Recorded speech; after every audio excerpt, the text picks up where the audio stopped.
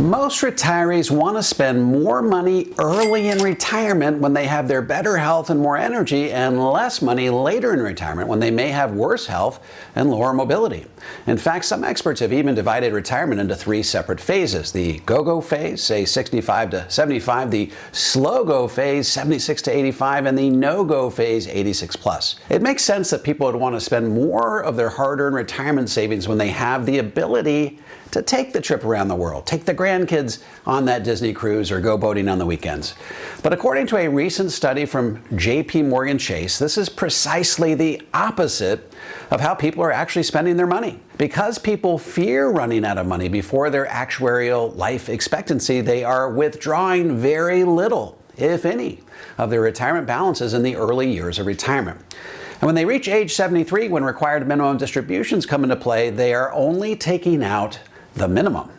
Here's the huge problem with that strategy. By adopting a spend as little as possible approach in the early years of retirement, many Americans are living well below their lifestyle needs.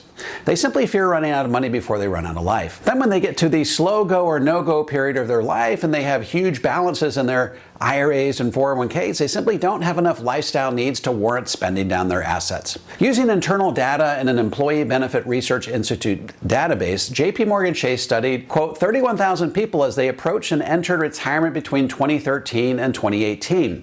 The vast majority, 84% of the retirees who had already reached RMD age, were only withdrawing the minimum. Meanwhile, the 80% of retirees who had still not reached RMD age had yet to take distributions from their accounts, suggesting a desire to preserve capital for later in retirement, close quote. This approach to taking RMDs results in 2 very problematic issues for retirees. First, by not giving themselves a permission to spend, they will end up living their golden years far below their lifestyle requirements and live in constant fear of running out of money. Second, because they lived in the state of low spending self-denial their entire retirement, they end up passing huge amounts of money on to the next generation. According to Yahoo Finance, as much as $72 trillion in inheritances will be bequeathed to Gen Xers, Millennials, and Gen Zers over the next 20 years alone. And if that money gets passed along in the form of IRAs and 401ks, that has a whole new set of issues of its own.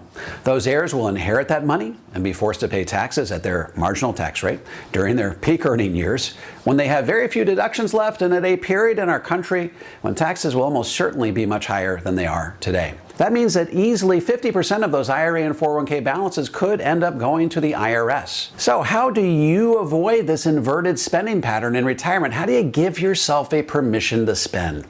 According to a recent study by PhDs Michael Finca and David Blanchett, there is, quote, strong evidence that households holding a greater share of their wealth in guaranteed income spend more each year than retirees who hold more of their wealth in investments. A household with a generous pension and no savings will spend more than a retiree with enough savings to buy an annuity that provides the same income, close quote. As it turns out, retirees with guaranteed lifetime income annuities spend more not because they are wealthier, but because they have a form of wealth, guaranteed income, that encourages them to spend. They conclude by saying that the decision to turn savings into income, either through a company pension or a guaranteed lifetime income annuity, gives retirees a license to spend savings they might otherwise be tempted to preserve. In short, if you want to spend more in retirement, taking an investment-only approach is usually the worst way of going about doing it. You're much better off determining your income shortfall in retirement and then purchasing an income annuity that can help fill the gap. You'll fully cover your income needs and will end up spending far more over the arc of a 30-year retirement versus the investment-only approach. In conclusion, if you're part of the 80% of retirees who haven't touched their retirement accounts by age 73, or you're part of the 84% of retirees who are only taking out RMDs in retirement, there's a good chance it's because you have an inordinate fear of running out of money before you run out of life. By handing over a portion of your liquid 401ks or IRAs to a financial institution in exchange for a guaranteed stream of lifetime income, you'll spend more during your golden years while still maintaining a high likelihood of having your retirement savings last as long as you do. I'm David McKnight. Thanks for watching.